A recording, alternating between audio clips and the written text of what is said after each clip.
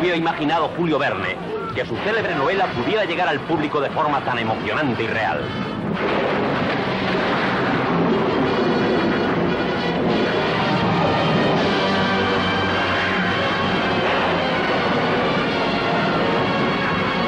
«20.000 leguas de viaje submarino». Cine, cine, cine, cine. Más cine, por favor. Hola diletantes, ¿qué tal? ¿Cómo estáis? Bienvenidos a un nuevo programa de Más Cine. En esta ocasión volvemos con el ciclo de ciencia ficción de los 50, que algunos ya parece que lo estabais esperando que volviéramos a hacer programas. Pues aquí estamos, otra vez. Y estamos, hoy nos falta Rick, pero estamos Chris, ¿qué tal? Buenas. Juan. Buenas. Y yo. Y hemos vuelto para terminar un poco el ciclo hablando de unas últimas películas, y en este caso vamos a hablar de la película que yo creo que todo el mundo conocerá, y seguro que la novela también, de Julio Verne, 20.000 leguas de viaje submarino. Esta película del año 54, dirigida por el director Richard Fleischer, que seguramente lo conoceréis, además de por esta película, por películas bélicas, por ejemplo, como Tora, Tora, Tora, también por las películas de Conan el Destructor y El Guerrero Rojo, que igual no se acercan mucho a la original, ¿no? de Milius, va a ser que no, pero bueno, ahí las tiene. Y bueno, pero tiene otras películas muy interesantes también, como Los Vikingos, también otra vez con Kirk Douglas y demás. Y aquí está Kirk Douglas también, en esta película como gran estrella, en esta adaptación de la novela de Verne, fantástica novela, que yo creo que en cuanto a ciencia ficción es lo más, ahora hablaremos de ella. Y además hay que decir que vamos a analizar un poquito lo que es esta película en el contexto de su época, pero a lo mejor ahora veremos qué dicen los demás. Por lo menos para mí parece que ha envejecido más que bien. Hay que recordar que prácticamente es la única adaptación de la novela, por lo menos en cines, en película. Sí que hay un par de versiones de televisión, creo que por los años 80 o 90 o por ahí, pero que no tienen muy buena valoración. Entonces, hasta el día de hoy, esta es la película de referencia de la novela de Verne. Entonces, pues, para ponernos un poco en situación, venga, hacemos una sinopsis, por ejemplo, Ramón, ¿o qué? Dale caña. Solo una pequeña pausa para recordarte que nos ayudas a crear contenido dándole al like, suscribiéndote y activando las notificaciones. Puedes mantenerte informado de todo lo que hacemos en nuestra cuenta de Twitter y también puedes escuchar nuestros podcasts en iVoox. Toda esta información y más la tienes abajo en el cuadro de la descripción. Continuamos. Pues a ver, sinopsis de esta película. Está ambientada a finales del siglo XIX en el sur del Pacífico. Pues ha habido barcos que han sido atacados, según los relatos de los marineros, por una bestia marina. Así que el gobierno, de los Estados Unidos por supuesto, decide fletar un barco y ver qué pasa, ¿no? Mandarlo a que si encuentran esa bestia que está hundiendo estos barcos, pues que acaben con ella. Y pues en este barco se enrolan nuestros protagonistas, que son un científico, un marinero, Kirk Douglas, y Peter Lorre. Pues eso, se embarcan para pasarse ahí semanas y semanas, por lo que parece ser, en las que no encuentran absolutamente nada, y cuando están a punto de abandonar, de repente se encuentran un barco que está siendo atacado por esta bestia. Los intentan ayudar, ellos también son atacados, varios de ellos caen al agua, para encontrarse que esta bestia marina no es exactamente una bestia. Yo creo que como sinopsis hasta ahí puedo leer, si no ya entraríamos en spoilers, que eso seguimos más adelante, ¿no? Spoilers del siglo XIX. Sí, bueno, a ver, yo creo que a partir de aquí ya todo va a ser con spoilers. Esta película no la habéis visto y estáis aquí en este vídeo, no sé, habéis tenido ya más de, ¿qué? ¿70? Más de 70 años para... Casi 70 años, sí. A ver. 150 para leer el libro. O sea, pero eso ya tienes que ser mayor para tener años. Bueno, pues a ver, venga, vamos a entrar ya a tope a ver qué nos ha parecido la peli y venga, vamos a empezar por Chris, a ver qué tal. ¿Hacía tiempo que la veías? ¿La habías visto recientemente o no? Hace mucho. Creo que la vi en DVD hace como, yo qué sé, 12 años, 10 años, no sé. Y bueno, la sensación es la misma, la verdad, como tú decías, creo que envejece muy bien. Creo que tiene lo más importante que debe tener una película de ciencia ficción y es que hace que tu imaginación vuele. Porque lo más importante para mí, o sea, dentro de que todo el cine, ¿no? Todo el cine te hace soñar o debería hacerte soñar, pero en especial la ciencia ficción, que es un género que nos encanta. Yo siempre he defendido que la ciencia ficción austera, como tú dirías, Fran, está muy bien, la que está hecha con palos y cañas, pero la ciencia ficción grande debe ser la que tanto a los niños como a los mayores les haga volar la imaginación, les haga querer explorar, les haga querer inventar, les haga, quizás soy un poco demasiado pro ciencia, pero les quiera hacer investigar, ¿no?, en su vida. Y yo creo que estos ambientes, porque la película tiene una de las mejores ambientaciones de la historia del cine, sin duda, estos ambientes son los que hacen a gente como Spielberg, como J.J. Abrams, los que hacen a la gente, o al propio James Cameron, los que hacen a la gente cuando son niños que les interese el cine y que quieran contar historias. Entonces, esta película en eso es de las mejores. O sea, para despertar tu imaginación, para meterte en un mundo de aventura y fantasía dentro del propio mundo, porque luego ya analizaremos la película, digamos que son, en vez de ir a otro planeta, son mundos dentro del propio planeta, ¿no? Como hemos visto también en otras películas del ciclo. Eso por un lado. Por otro lado tienes el cast. Como habéis nombrado ya, el cast es un cast impecable, robusto, con un James Mason que se come la pantalla y que te deja siempre matices en la actuación que le da una personalidad a Nemo brutal, pero en el otro lado tienes a Kirk Douglas que le da perfectamente la respuesta con un personaje totalmente antagónico, ¿no? La alegría contra la seriedad de Nemo y esa contención contra lo extrovertido que es siempre Kirk Douglas, también aportando su personalidad. Bueno, por el cast, nada que decir. Son Peter Lorre y Paul Lucas también lo hacen muy bien. Y luego tenemos los temas de la película. Los temas de la película me interesan mucho y también son un poco recurrentes, ¿no?, en nuestro ciclo. El primer tema que yo destacaría sería, luego lo analizaremos mejor, pero habría que decir, para ser justos, que Disney realizó un poco una especie de blanqueamiento histórico de Nemo, ¿no?, porque Nemo tenía un origen hindú, y que no querían hablar de parte de la esclavización o de la esclavitud a la que sometió Inglaterra a la India, y por eso él tenía ese odio contra ellos y tal, pero era un tema en el que obviamente Walt Disney pues no se quería meter a cuchillo, porque Nemo en sí tenía que ser un personaje interpretado por un actor británico como James Mason, que odiara tanto lo británico como lo norteamericano. Entonces, claro, el odio lo tiene, pero no llega a ser un odio explícito contra lo anglosajón como debería haber sido. Pero bueno, digamos que cuando en la película llegamos a esa etapa, queda un poco como a medias, ¿no? Porque te explica lo de los trabajos forzados y tal, pero no te llega a dar nombres de países, ni te llega a decir... Lo globaliza a todo, ¿no? En el ser humano, sí, y ya está. Sí, ahora lo comentaremos, pero llegas a esa escena y es como, bueno, los humanos son malos y esclavizan gente y lo deja ahí. Pero bueno, ese es un tema muy importante que yo destacaría de la película. Y el segundo, y es recurrente, como la gente que nos sigue sabrá, es recurrente en el ciclo de la ciencia ficción, es el otro gran tema en el que yo creo que Julio Verne fue precursor, bueno, básicamente porque es casi el padre de la ciencia ficción, entonces tenía que ser precursor sí o sí. Lo que pasa es que estamos viéndolo con ojo de 2020 ya.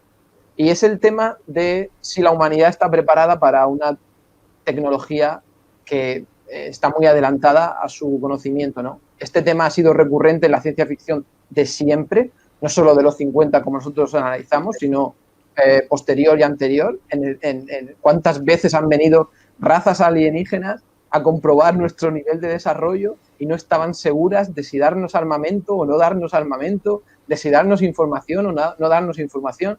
Pues aquí vemos, yo creo, en mi opinión, que es el germen de esa idea, es esta novela de Julio Verne en la que Nemo viene a decir o viene a dudar siempre de la bondad del ser humano y de si nuestro estado evolutivo en este momento concreto es lo suficientemente desarrollado como para darnos esa tecnología, darnos esos avances, o simplemente tenemos que sentarnos y esperar un poco más, ¿no? Como dice, ya os llegará cuando os tenga que llegar.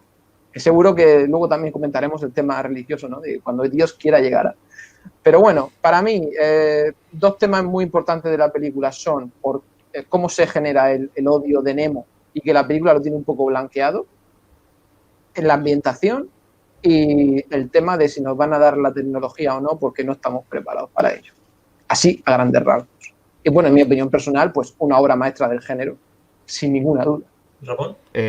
Un tiro, o sea, esta película es un auténtico tiro. O sea, son más de 2 horas, no te aburre en ningún momento, al contrario, yo creo que toda la película, y eso que en algunos sitios la acusan un poco de verborrea y cosas así, que como que no iba, ¿no? Yo creo que un poco diciendo como que no iba muy enfocada para niños, que había muchos ratos en los que hablaban demasiado. Yo creo que esta película es que es para todos los públicos. O sea, no es para niños, no es para adultos, no es para adolescentes, es para todos.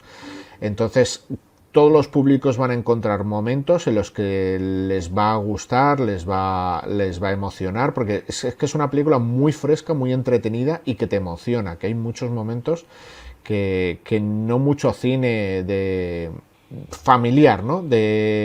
Con este amplio objetivo, ¿no? Con este amplio target de público, puede conseguir que emocione al niño, al adolescente, al adulto, y tiene sobre todo, yo creo que es buena parte de la culpa la tiene el sentido de la maravilla, que esta película lo tiene muy, muy acusado, ¿no?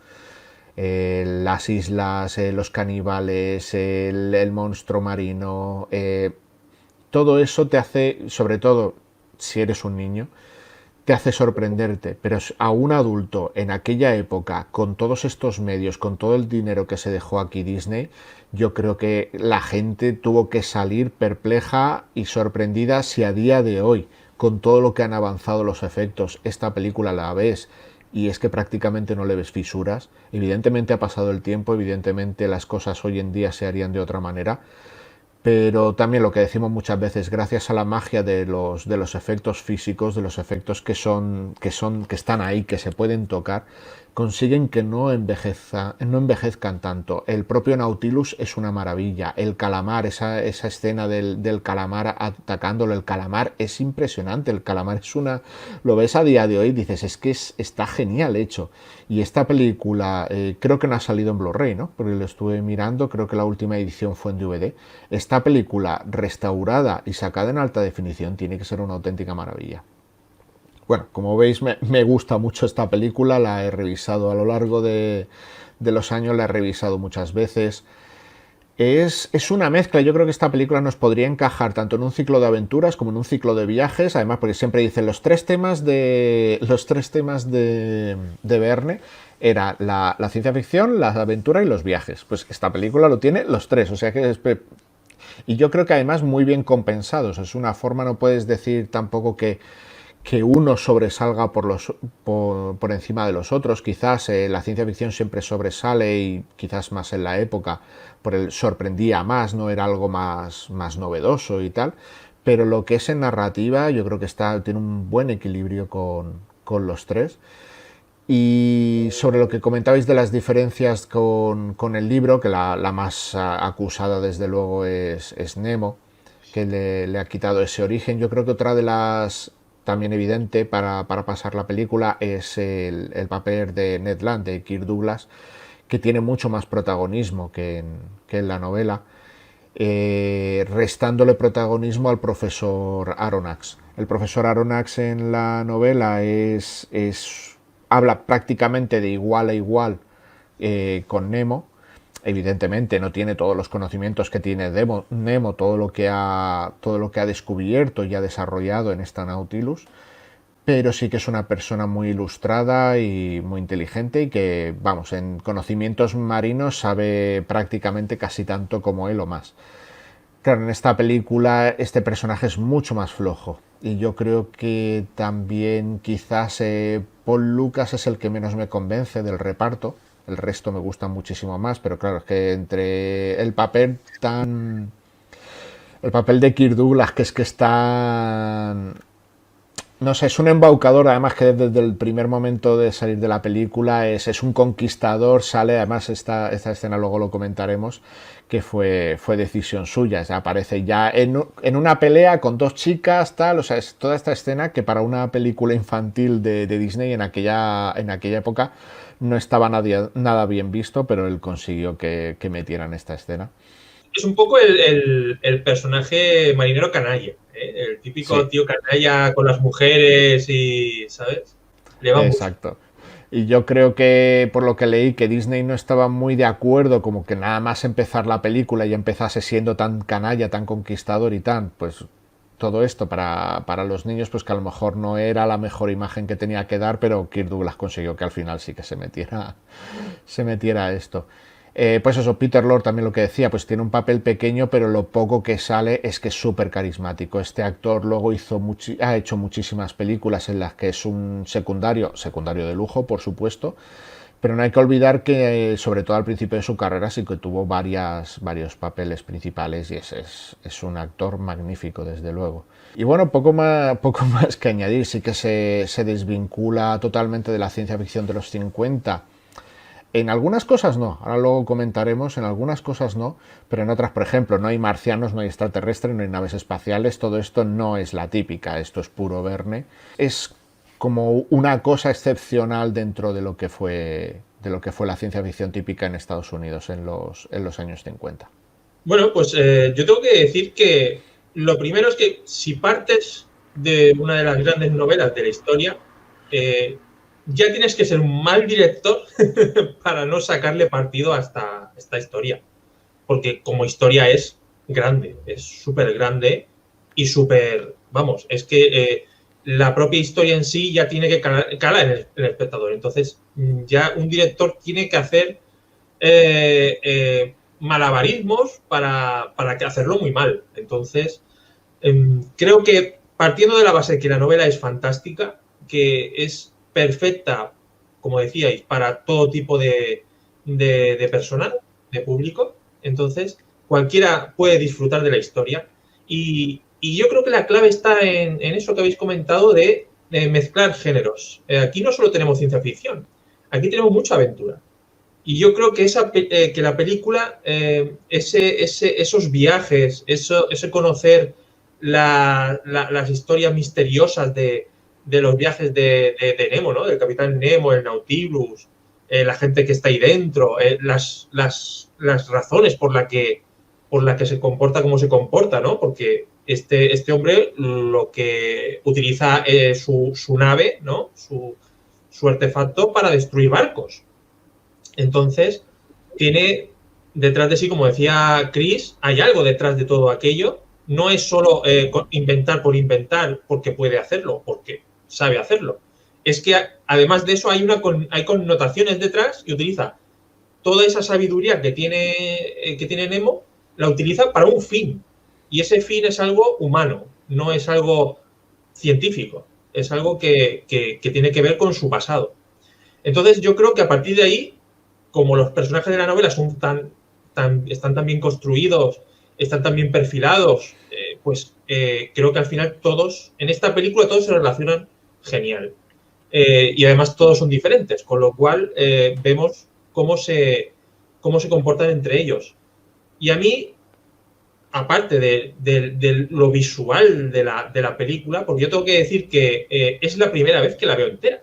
Yo recuerdo imágenes de haberla visto de pequeño, a trozos, en la televisión, pues ciertos años y demás. Esto típico de que no coges la película, la ves a trozos en la tele ves, a veces en una película nunca has visto el principio de una película, incluso, o incluso el final, no lo has visto nunca, pero has visto trozos varias veces. Pues esta es una de las películas que me pasa eso, que he visto trozos, he mantenido esos trozos en mi mente, pero, porque son muy impactantes, pero nunca la había visto entera. Y precisamente una de las ventajas de hacer este ciclo es que puedes cogerte una película y decir, ahora vamos a hablar de ella, pues ahora le voy a dedicar el tiempo que no le había dedicado en su momento.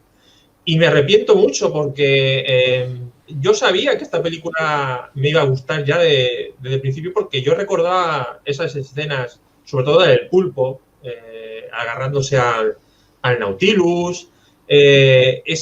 Ahora comentaremos un poco lo que es la estética de ciencia ficción, que me parece muy curiosa. Toda la parte de dentro del Nautilus, todos esos artefactos que hay, yo recordaba todo aquello. Y incluso recordaba la camiseta de marinero a rayas rojas y blancas como el Atlético de Madrid, ¿no? De Kirk Douglas, que es súper reconocible y no te olvidas de ella. Incluso me acordaba de la foca.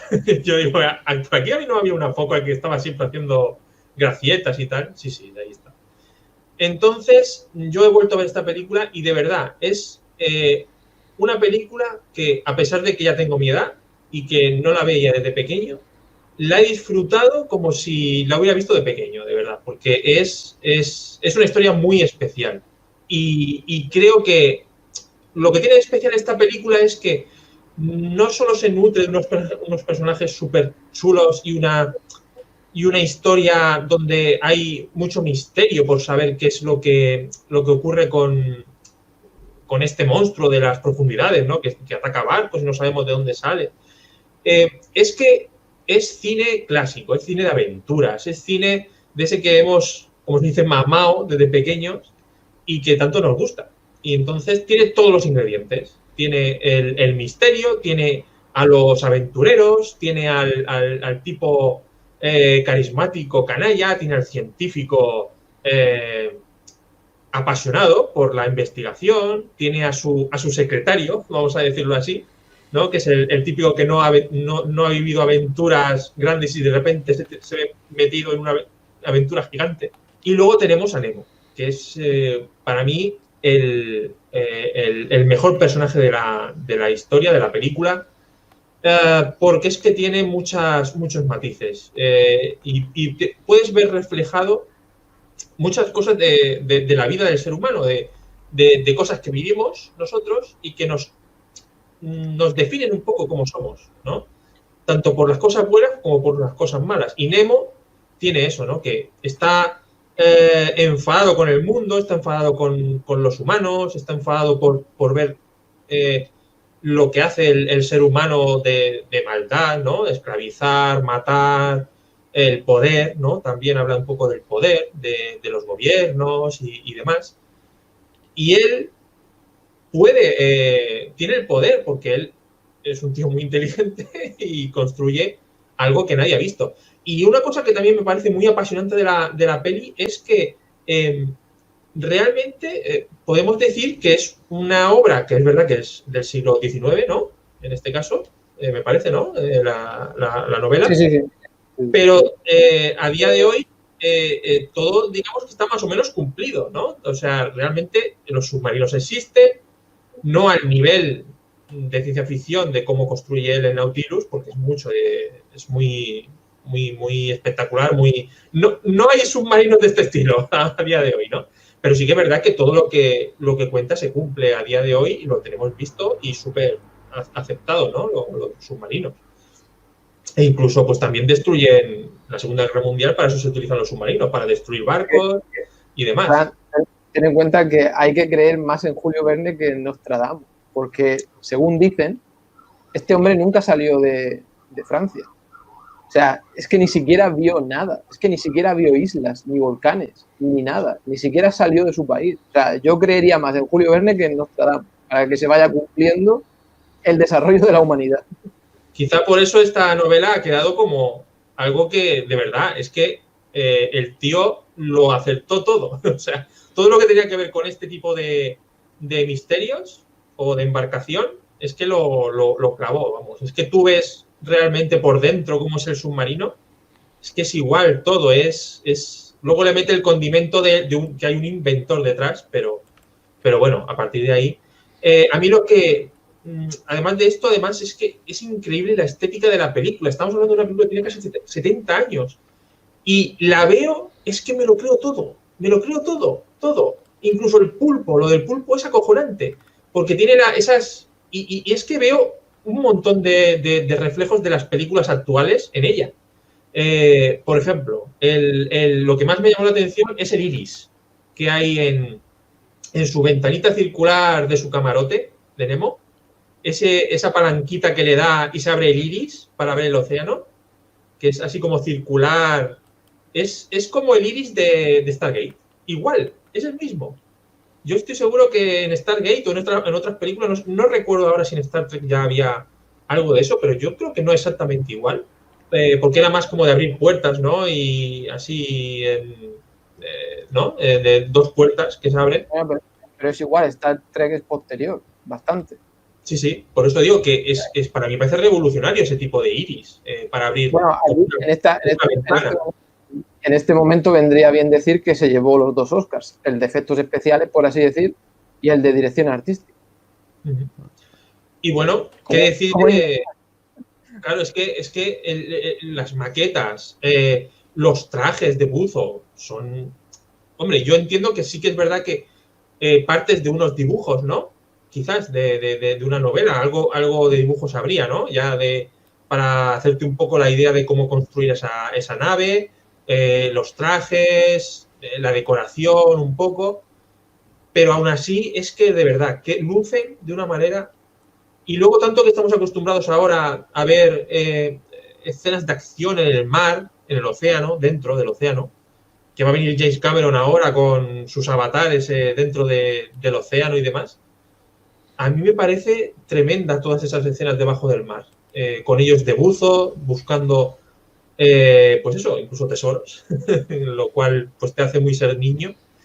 Y de verdad es que la película lo tiene todo y de verdad que te emociona ver una aventura de este calibre. Entonces, para mí, la he disfrutado de una manera increíble, como si fuera otra vez un chiquitín, un crío pequeño, descubriendo todo eso. Y además es que es muy entretenida, es súper visual, los personajes molan, es que lo tiene todo. Entonces, a mí me ha encantado y vamos, yo estoy seguro que ahora no tardaré tanto en volver a verla. Entonces, si queréis, vamos viendo un poquito cómo es la peli, qué es lo que más nos gusta de ella, qué es lo que más podemos sacarle a la historia. A ver, por ejemplo, Chris, ¿qué destacarías? Por ejemplo, el tema visual. Yo si tuviera que reivindicar algo, y si queréis podemos hablar un poco de él, yo hablaría un poco de James Mason. Porque al final este hombre murió sin Oscar, hizo unos peliculones en su vida. Es verdad que hizo mucho de secundario, pero por ejemplo, como buen actor británico de la época, trabajó con Carol Reed, luego trabajó con Mankiewicz, pues tienes... este hombre hizo Lolita con Kubrick, que la tienes tú reciente, creo, ¿no? Frank, que la viste hace poco. Sí, o sea, es un actor, para mí es imponente. Es cierto es que su mejor película y su actuación más redonda es esta, pero bueno, es que, vamos a ver, si nos abstraemos un poco más y ponemos la cabeza fría, 3, 2, 1, decidme mejores películas que esta de Walt Disney. Es que puede que estemos ante la mejor película de Walt Disney. Solamente equiparable con, no sé, ahora mismo no sé, Mary Poppins o alguna superproducción que haya influenciado en generaciones de personas. Pero como obra, en todo, actores, artístico, dirección, puede que sea la mejor película que ha hecho nunca Walt Disney. Entonces, yo, dentro de toda esta excelencia, por así decir, querría reivindicar la figura de James Mason, porque me parece que su papel es complicado, tiene un papel una actuación, o como él lo transmite, es un personaje muy contenido, ¿no? Es el contrapunto de Douglas. En todo momento intenta interiorizarlo todo, pero al mismo tiempo es un dictador, por así decir, dentro de su nave. Desde el primer momento en el que aparece en la película, sientes su presencia, cual Darth Vader, ¿no? Por los pasillos. O sea, tiene una presencia sin dar gritos ni nada, sino imponiendo. Me parece su actuación lo mejor de la película, sinceramente. Yo creo que James Mason no debería haber muerto sin un reconocimiento mayor, ya que estuvo, creo que, nominado varias veces, pero no tuvo nunca un gran reconocimiento y me parece un gran actor. Y también apuntar que unos años después volvió a participar en una adaptación de Julio Verne en Viaje al Centro de la Tierra, el propio James Mason, creo que fue en el 59 o algo así, o sea que repitió con adaptaciones de Verne. No sé qué os pareció su actuación, yo supongo que bien, ¿no? Sí, desde luego es lo que pasa muchas veces con estas películas, que el personaje oscuro o el malvado, aquí no exactamente, porque aquí es más gris, aquí el personaje de Nemo no es exactamente un villano, sino un personaje gris, torturado, vengativo, que también yo creo que hace ahí una muy buena representación en varios momentos, lo de cuando entra en una sala y se hace el silencio. O sea, no es como decía Cristian, no le hace falta levantar la voz, es que simplemente con entrar en una sala todo el mundo se calla, ¿no? Se crea ese silencio. O que en el órgano en el que va a tocar, que de hecho muchas veces toca como piezas funerarias antes de ir a destruir un...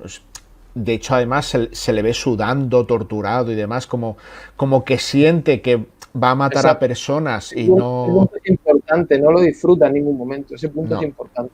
Él lo hace y lo quiere hacer, pero no lo disfruta. Él está luchando por esa causa, hay esos daños colaterales, ¿no? Que pues eso, estas personas que mueren, que muchas de ellas pues seguramente simplemente son marineros, ¿no? Como dice Kirk Douglas en un momento, y no tienen nada que ver con todo esto y van a morir. Pero él no está a gusto, o sea, él no lo está haciendo, él no está absolutamente convencido. Está convencido de su causa, pero no está convencido de que sea a lo mejor quizás la mejor manera, y le ves que está ahí sudando, lo está padeciendo.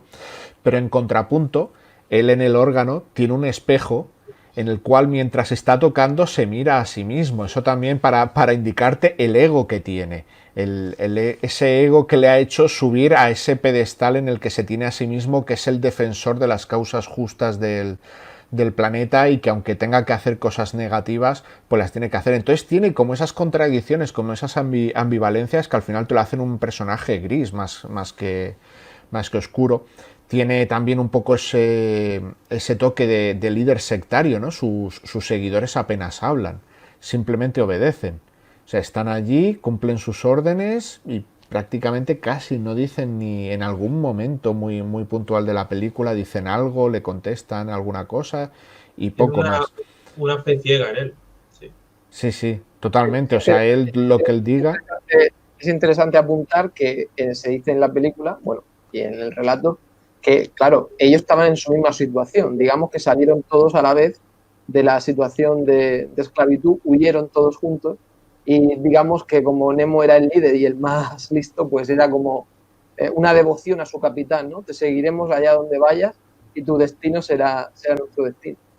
Claro, todo esto se diluye al ponerlo con personajes blancos de origen caucásico y tal, pues todo esto se diluye. Pero claro, si te hubiesen puesto realmente a esclavos indios que han salido huyendo de esas minas o de ese comercio con piedras preciosas, excavaciones y demás, pues claro, ahí tiene otro grado. Ahí probablemente el espectador nada más ver el tema lo hubiese comprendido mucho más. Aquí queda todo como muy diluido. Fui esclavo aquí, además que lo dice como él, yo fui esclavo aquí, tal, no sé qué, y tú te quedas pensando, ¿y este hombre? ¿Por qué fue esclavo? ¿Y de quién? O sea, ¿cómo estuvo metido? Difuso. Es todo muy extraño, ¿no? Entonces sí, al quitarle esa parte, que esa parte podría haber sido muy, muy jugosa, y todo ese tema que está en la novela original contra el colonialismo sería muy interesante, pero claro, Disney, lo que decíais, no quería meterse en el marrón de empezar a criticar a Gran Bretaña. Y bueno, también otra definición de un personaje, el cómo te lo define en un momento y con unas pocas imágenes, el de Ned Land, el de Kirk Douglas. Hay un par de momentos que están en la cubierta del barco que van todos de colores oscuros, van todos de azul marino con su uniforme y tal, y él va con su pelo rubio al viento, con su camisa, como decía Frank, con la camiseta de manga corta de rayas blancas y rayas rojas y con su guitarra. Te hace ahí un contraste de todo es oscuro, todo es triste, todos están aburridos ahí trabajando y él está ahí cantando con su colorido, alegre, jovial. Entonces te hace ese contraste y en un momento, en unas poquitas imágenes, te ha presentado al personaje y te lo ha definido bastante bien. Eso, para ser la segunda película, si no recuerdo mal, creo que es la segunda película de imagen real de Disney, es que todo eso está estupendamente hecho. Supongo que también no solo Disney, también culpa del director, que como también demostró en otras películas, era muy buen director. La de Soylent Green, se me ha ido el nombre en castellano, lo acabábamos de decir antes. Cuando el destino nos alcance, yo creo que también en esa película demuestra que era muy, muy buen director. Una película muy ¿cómo decía el nombre? Es distópica, ¿no? Si hacemos alguna vez el ciclo, continuamos con el ciclo y pasamos a los 70, desde luego esa está en mi top. Entre las 3 primeras seguramente de los 70, esa película me encanta. Y pues eso, él te hace en unos momentos, yo creo que como decía antes al principio, Pierre Aronnax quizás es el que sale más perjudicado en esto, porque al final se convierte más en un enfrentamiento entre los dos, ¿no? Entre Ned Land y el Capitán Nemo. Si tú vas a tener una película con Kirk Douglas, ya no te digo con James Mason, con Kirk Douglas, es que ¿cómo le haces sombra? Es que decime una película que aparezca Kirk Douglas donde no se coma él a todo el mundo. Es muy difícil. O sea, tú sabiendo que vas a contratar a Kirk Douglas, ya sabes que porque también es verdad que a veces, a mí me gusta, pero a veces es un poco como que estás viendo más a Kirk Douglas, ¿no? Con su carácter de siempre que al personaje. No voy a decir que cae en ser simplemente Kirk Douglas, porque está dentro siempre de su personaje y le da su personalidad también, pero, oye, contratándolo sabes que esto iba a ser una lucha entre él y James Mason, sí o sí. El científico se queda en medio porque no puede hacer otra cosa que quedarse en medio.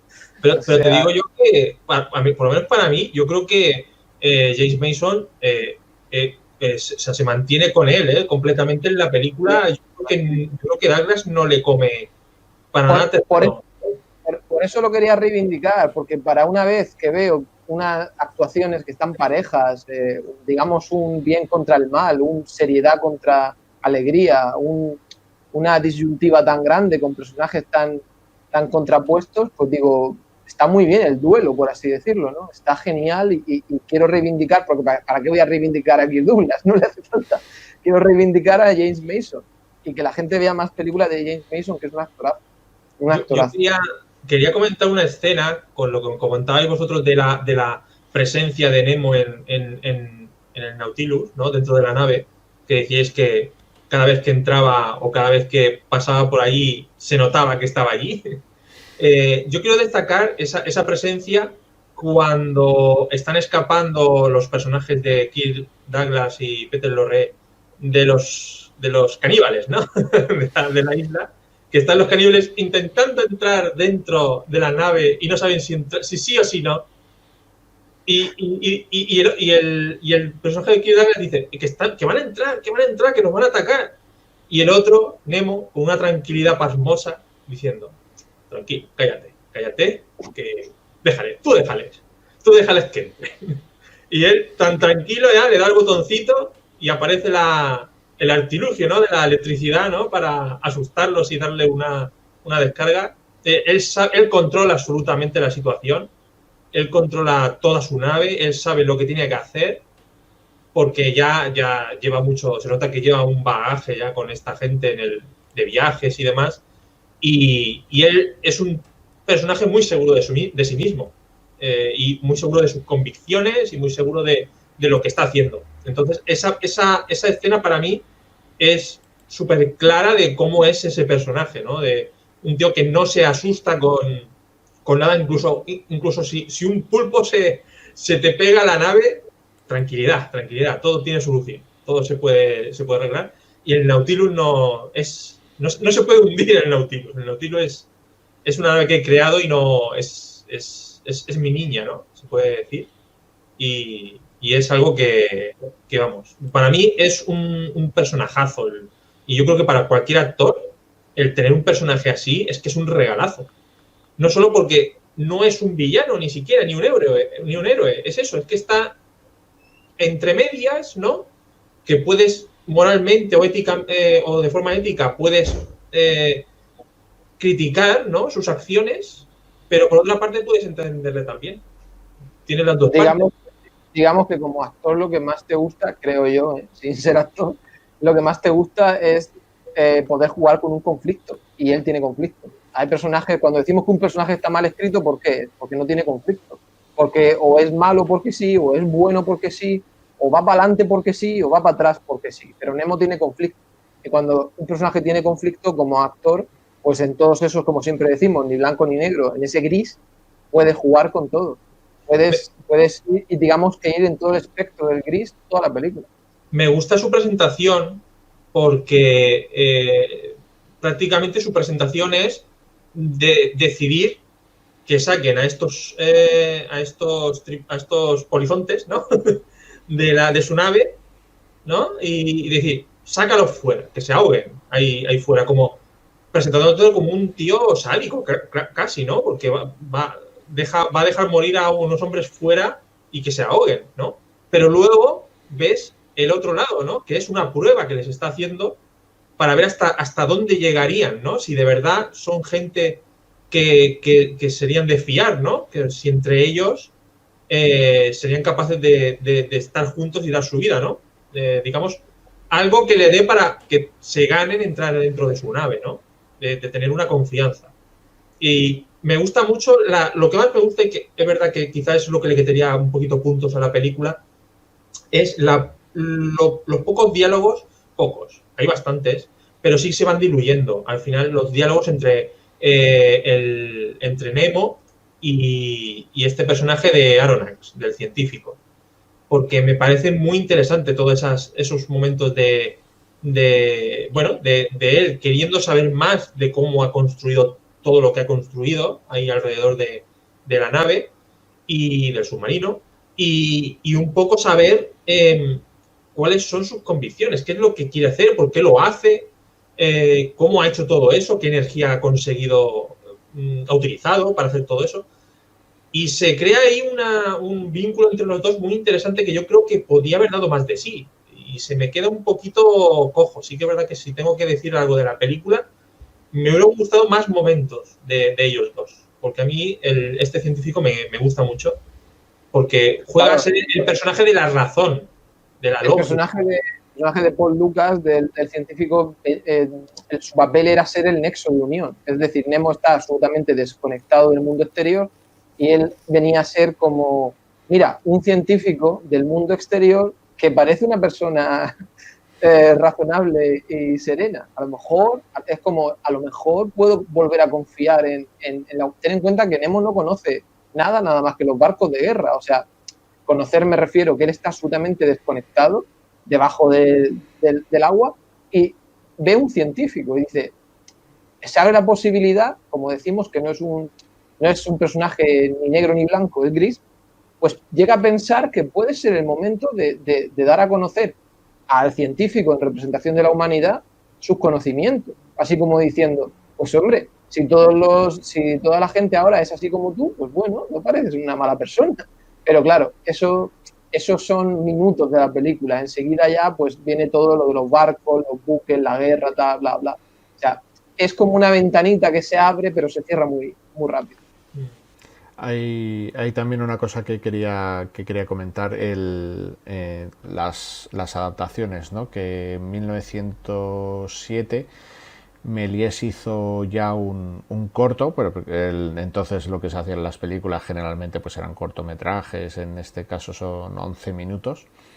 Y en 1916 ya sí que hubo un largometraje de Stuart Patton, que es de más de 1 hora. O sea, antes de esta película hubo ya 2 versiones, pero vamos, ya desde entonces, y aunque ha habido, como comentaba Fran, después de esta también ha habido otras versiones de 20.000 leguas de viaje submarino, esta yo creo que siempre se pone como el ejemplo a seguir de cómo debería de ser una adaptación de Verne, porque fue tal éxito y fue tan impresionante en todos los sentidos, sobre todo el de la producción, que yo creo que se ha quedado como el estándar, ¿no? Como cómo se debería de hacer una adaptación de Verne en particular o de cine fantástico, de aventuras.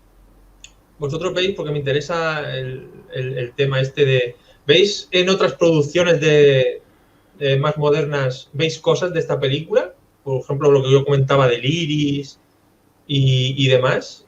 Quizás, por ejemplo, el pulpo, esas como especie de boca que tiene extraña el pulpo, ¿no os recuerda a otros bichejos de ciencia ficción?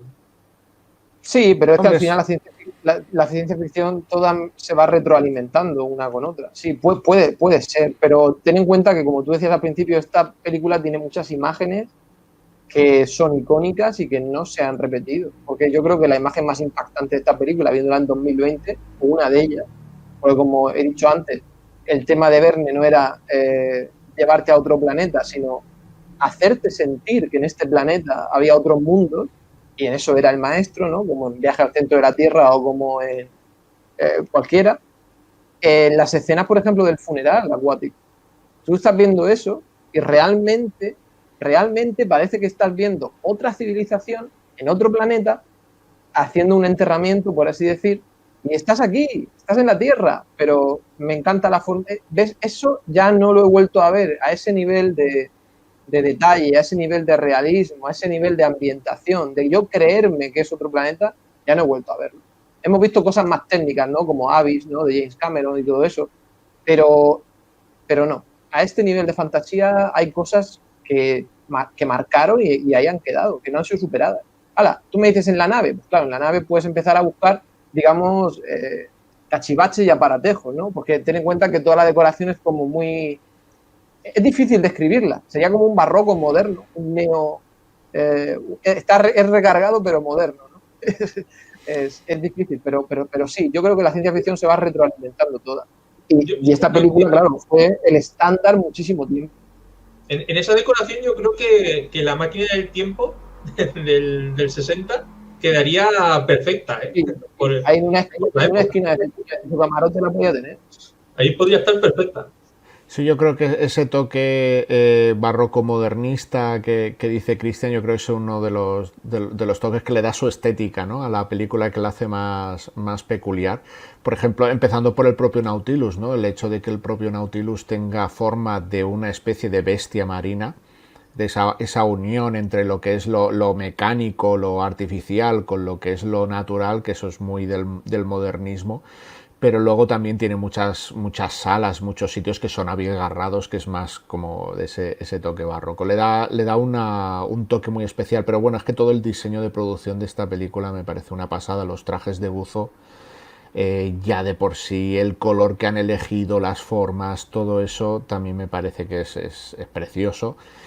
Y yo creo que también parece que tengan por aquí como un tubo que parece como si fuera un snorkel, que realmente no es un snorkel porque están sumergidos, ¿no? Pero todo eso le da como esa sensación orgánica, ¿no? Es ahí como es mecánico, es artificial, pero le da un toque orgánico a todo. Es muy, muy peculiar, desde luego. Me daba un poco la idea de estar viendo los trajes típicos de la saga de Alien. Es que tiene un toque muy... Eso, lo estaba pensando igual, orgánico. Es como si estuvieran hechos con propio material del mar, ¿no? Bueno, de hecho es que vemos esa expedición que hacen para recoger los alimentos, la comida, que les sirven ahí una cena y a los que todo está sacado del mar y empiezan a decir huevas de no sé qué, no sé cuánto. Y le Es da- que hay que tener en cuenta que todo el mérito que tiene desde nuestro punto de vista, decir, Dios, es que tiene 70 años y fuera precursora de ciencia ficción. No, es que tenemos que ir en aquel momento, en el 54, y decir, wow, es que esto tiene ya 70 años. Es que estamos hablando de 1870, cuando Julio Verne lo escribió, y aparte Julio Verne no escribe, digamos, cosas difusas, no, el detalle. O sea, tenías para basarte en un nivel de detalle que podías seguir el libro y decir, venga, voy a hacer el casco así, los platos que comen son estos. O sea, escribir esto en 1869, 1870 creo que era, yo para mí creo más en él que en Nostradamus, porque, como decía Fran ahora con Alien, es que, o el mismo Submarino, es que todo viene de ahí. ¿Cómo este hombre sacó eso de su cabeza? Porque sí, Disney hizo la leche de película y Disney, la producción es maravillosa, yo creo que insuperable dentro del catálogo de Disney. Pero claro, partías de un material que si estás dispuesto a poner los millones y estás dispuesto a poner los profesionales, por así decirlo, tienes muchísimo detalle en el que basarte, tienes un libro increíble y claro, no sé, esta película me cuesta hacer el balance porque para mí más del 50% es el libro, que es que la historia es increíble, pero increíble. Es como si haces una gran adaptación de Viaje al centro de la Tierra. Depende ya a quién vayas a coger de actor, de director, pero si vas a llevar al dedillo la historia, como decía Fran, es difícil que te salga una mala película porque es una historia apasionante, de aventuras. Y claro, si no te gusta el cine, no, pero como historia de aventuras son insuperables. Entonces, mucho mérito, pues claro, lo tiene el libro, que aún tiene 70 años más que la película. Estamos hablando de 150 desde nuestro punto de vista, lo cual es una salvajada. Ahora que me dices lo de los millones, me viene bien para comentar que Fincher estaba interesado en una adaptación de la novela a nuestros días, e incluso llegó a un acuerdo para empezar a escribir el guión y demás, pero el chico no le dieron el dinero. No, como le suele pasar a Fincher, que siempre que intenta presentar un proyecto y tal, luego parece que quizás adaptar esta historia a hoy día, quizás no sé si sería prohibitivo, no creo, porque realmente si tú quieres poner el dinero puedes ponerlo hoy en día, pero yo creo que esta historia se puede hacer sin arruinarte, por lo menos. Entonces, lo que no sabemos es si sus estudios piensan que tienen público o no tienen público, porque dicen, si me tengo que gastar, vale, no 250, pero si me tengo que gastar 140, 150, pues me los prefiero gastar en una de superhéroes. Entonces, al final son prioridades. A lo mejor la haces y es un éxito, pero es que el problema del cine hoy día, que ya lo tenemos muy hablado y muy debatido, es que no se toman riesgos. No es que la película no vaya a funcionar, sino que dicen, si sé que otra va a funcionar mejor, ¿para qué me voy a arriesgar en esta? No hay riesgo. Y como no hay riesgo, pues no hay ganancia. A mí me gustaría hablar también, no sé qué os ha parecido, de la banda sonora de este compositor, Paul J. Smith, que he visto que es un compositor de cámara de Disney, ¿no? Porque este hombre hizo Cenicienta, Pinocho, Blancanieves. O sea, era un compositor, digamos, hizo otras cosas, pero bueno, para quedarnos en la casa de Walt Disney, ¿no? Era un compositor recurrente y ganó el Oscar con Pinocho. Y luego hizo esta película. Y a mí me gusta mucho la banda sonora que acompaña estas aventuras porque, hombre, no la voy a poner al nivel de Indiana Jones, pero es una enorme banda sonora que te hace crecer la imaginación, ¿no? Y a mí me gusta mucho cómo está insertada, tanto en los momentos de tensión como en los momentos más líricos de relax, ¿no? No sé qué os parece el trabajo de Paul J. Smith aquí en esta película. Sí, desde luego las escenas de acción o que te intenta transmitir más tensión, yo creo que lo consigue muy bien. También es en esas escenas en la playa, cuando es paradisíaco, también te transmite esa, con los instrumentos, mete algunas notas por ahí de algunos instrumentos también típicos de esas zonas o que son más étnicos y tal. Y yo creo que toda esa mezcla, junto con también la mezcla de que tiene un poco de toque musical, porque por ejemplo Kirk Douglas, bueno, el personaje de Ned Land tiene ahí alguna escena en la que sale cantando con la guitarra, luego con ese banjo que se hace con el caparazón de la tortuga y tal, que eso también es un poco Disney, ¿no? Espectacular el instrumento, ¿eh? cómo está hecho. Sí, el diseño está muy chulo, sí. Buenísimo. Y pues eso, ese toque de meterle canciones, ¿no? Que eso ya es puro Disney. Que no abusa, ¿no? Es un par de momentos, son canciones que no son muy largas, que es simplemente para meterte ese detalle, pero que le da ese toque Disney. Y todo eso, todos esos estilos distintos, yo creo que los amalgama muy bien y hace que cuajen muy bien en la película.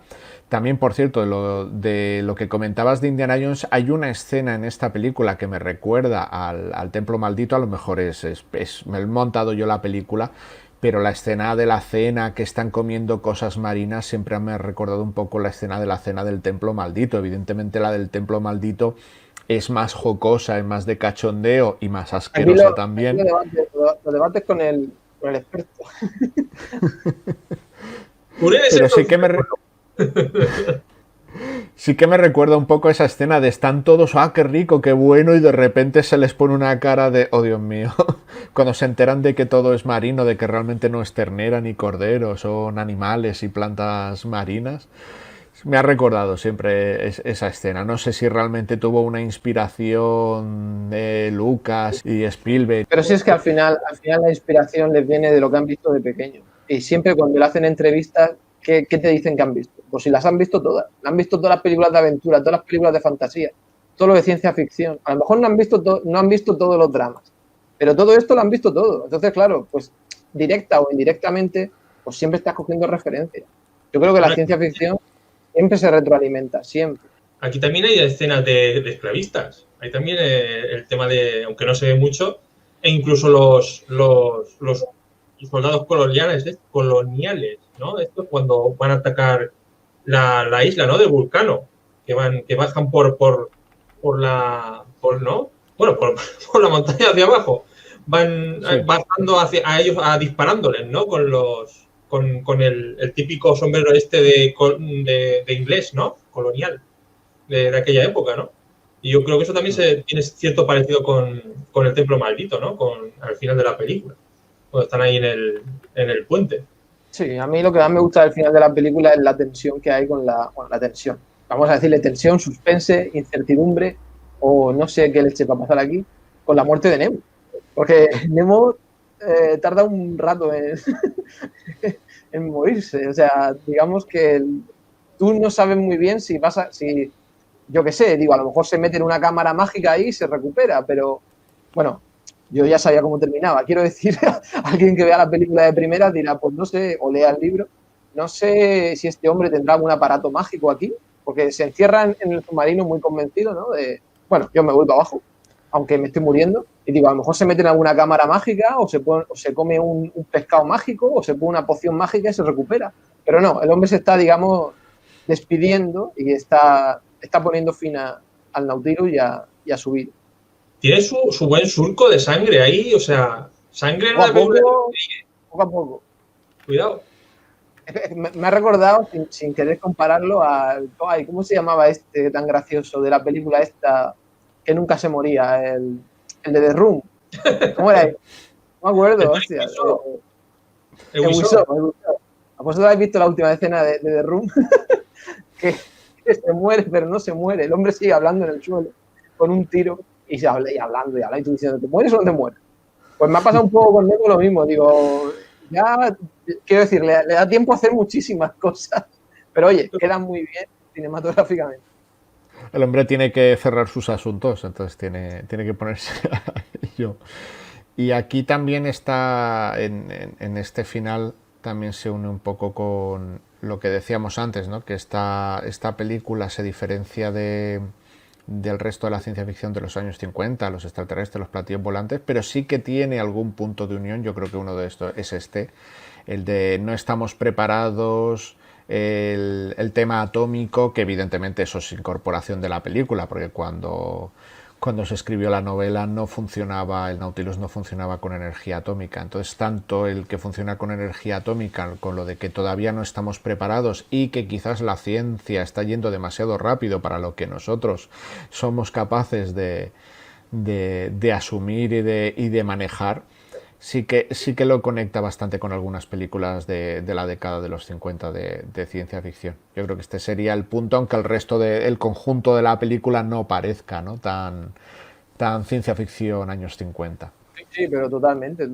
Aparte, como he dicho al principio, luego mucha ciencia ficción cogió el concepto de, en vez de ser Nemo, porque Nemo a veces parece como un alienígena, ¿no?, que ha venido de fuera con tecnología, pues luego la ciencia ficción lo coge ya más recurrente en el tema alienígena, ¿no? De no sabemos si daros tecnología o daros información o no daros. Lo que hemos visto ya en este ciclo muchas veces, como sois los más tontos del vecindario, ya volveremos por aquí dentro de 3 millones de años a ver si habéis espabilado. Sí, tiene además un cierto paralelismo con el personaje de Planeta Prohibido, ¿no? Con el científico. Encuentra esta tecnología alienígena él allí y él la quiere investigar pero la quiere solo para él, no quiere que venga nadie porque es demasiado poderosa para mentes tan, vamos a llamarla, más cortitos, ¿no? Con el tema del coeficiente intelectual y estas cosas. Entonces yo creo que el paralelismo yo creo que es más o menos el mismo. Ese inventor, ese sabio que ha sido capaz de construir algo casi mágico, que tiene demasiado poder y que no quiere que ese poder salte a gente que le ha hecho el mal, que porque él conoce a los humanos, hay que decirlo, en la película él dice que asesinan a su mujer y a su hija, creo que es, ¿no? Me parece. Los asesinan, entonces tiene esa enquina detrás, no es algo, como decía al principio, no es algo megalómano de ansias de poder. Aquí lo que pasa es que el tío tiene es un background detrás trágico con la humanidad, con lo cual él no quiere que su invención acabe en manos de los que le han hecho daño. Yo creo que ahí gira un poquito y crea un poco lo que es el gran personaje que es Nemo en esta peli. Bueno, chicos, pues creo que hemos dado un buen análisis a la peli. Yo creo que la gente, esperemos que esté contenta con lo que hemos comentado, que le haya gustado el programa. Y esperamos traer más películas, por lo menos la semana que viene.